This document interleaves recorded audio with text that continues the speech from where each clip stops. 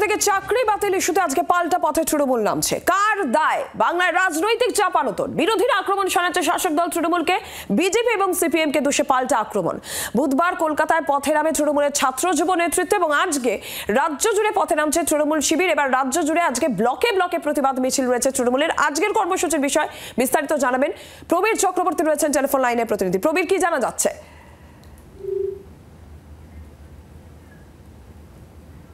প্রবীরের সঙ্গে আমরা যোগাযোগ করব।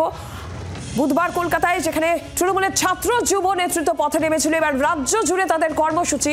আজকে ব্লকে ব্লকে প্রতিবাদ মিছিল রয়েছে তৃণমূল কংগ্রেসের।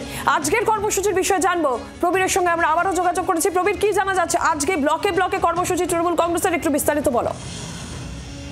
দেখো, এই যে চাকরি চলে যাওয়া, চাকরি চলে যাওয়ার জন্য একদিকে যেমন প্রশাসনিকভাবে তৎপরতা শুরু হয়েছে যাতে চাকরিহারা শিক্ষকরা চাকরি পান, পাশাপাশি দাঁড়িয়ে তৃণমূল কংগ্রেসের বক্তব্য যে এর পেছনে একটা বিরাট ষড়যন্ত্র রয়েছে সরকারকে এবং তৃণমূল কংগ্রেসকে ফ্যাসাদে ফেলার জন্য।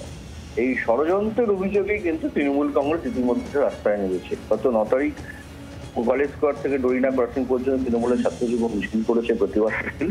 এবং আজকে রাজ্য জুড়ে, রাজ্যের প্রতিটি ব্লকে, টাউনে, ওয়ার্ডে, রাজ্য জুড়ে আজকে প্রতিবাদ মিছিল করবে কংগ্রেসের ছাত্র যুব।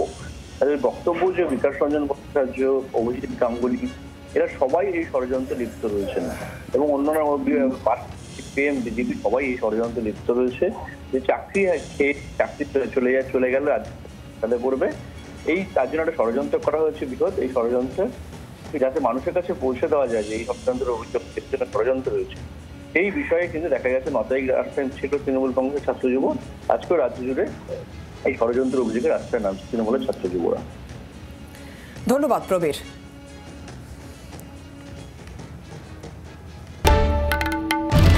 বাংলার আওয়াজ, বাঙালির আবেগ, জি 24 ঘন্টা।